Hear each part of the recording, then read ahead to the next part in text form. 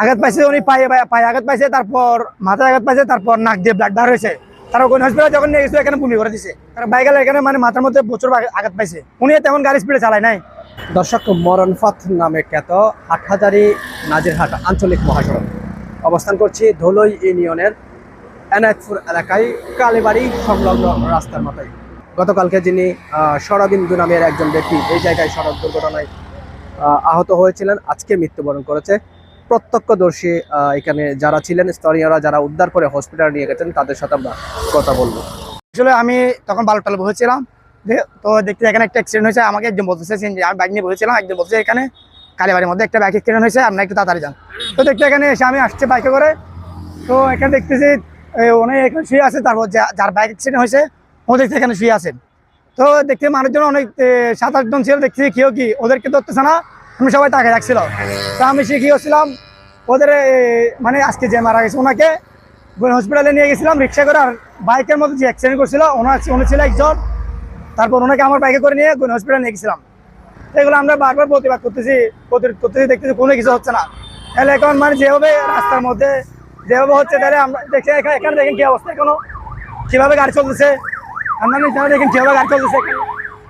এভাবে হলে মানুষ মরতে থাকবে। আজকে থেকে 2 বছর আগে ওরা আম্মু মারা গেছিল আমাদের বালুরটোলা এলাকার মধ্যে, বাইক সিএনজি মেরে দিচ্ছেন। মৃত্যুর যে মিছিল সেটি কোনোভাবেই থামছেন না। গত কয়েকদিন আগেও, গত 1 মাসে কিন্তু 7 জন মানুষ এই সড়ক দুর্ঘটনায় নিহত হয়েছেন। তার সাথে যুক্ত হলেন সরবিন্দু।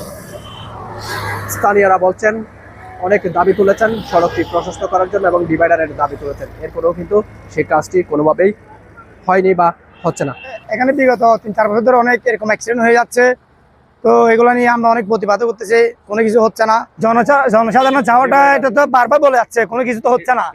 ডিভাইডার হওয়ার জন্য এখান থেকে কালীবাড়ি থেকে আপনার এই বালুরটা পর্যন্ত যে কতগুলো অ্যাক্সিডেন্ট হয়েছে 2-3 বছর, এগুলো হয়তো নিউজ করা হয়েছে। এগুলো যে আপনারা চেক করে দেখেন, এগুলো টানেন, তাহলে হয়তো দেখতে পারবে। কারণ আমরা বারবার মিছিল করে যাবো, এখানে প্রতিরোধ করবো, প্রতিবাদ করবো, কোনো কিছু হচ্ছে না। এরকম আজকে থেকে এগুলো অনেকদিন ধরে অনেকদিন যাবত করে যাচ্ছে। তো এখন যে এখন আমরা বলে এগুলো প্রশাসন দেখতেছে না, প্রশাসন তো কোনো ওদের চোখে তো পড়তেছে না। ওরা নিজেরা দেখছে, দেখার পরে কেউ না দেখার বাহান করতেছে। ওনারা চাইলে জিনিসটা কোনোভাবে একটা কি হানাজারি থেকে পরিচয় পর্যন্ত একটা কি করে দিতে পারতো চাইলে। তো কয়েকদিন আজকে থেকে 10-15 দিন আগেও স্যারে আমাদের ভাই অ্যাক্সিডেন্ট হয়েছিল। তো এগুলো কি জন্য হচ্ছে বা কেন হচ্ছে, এগুলো আমরা বারবার প্রতিবাদ করতেছি, দেখতেছি কোনো কিছু হচ্ছে না। তাহলে এখন মানে যেভাবে রাস্তার মধ্যে যেভাবে হচ্ছে, তাহলে আমরা দেখছি এখানে দেখেন কি অবস্থা, এখনো কিভাবে গাড়ি চলতেছে, আপনারা দেখেন কিভাবে গাড়ি চলতেছে।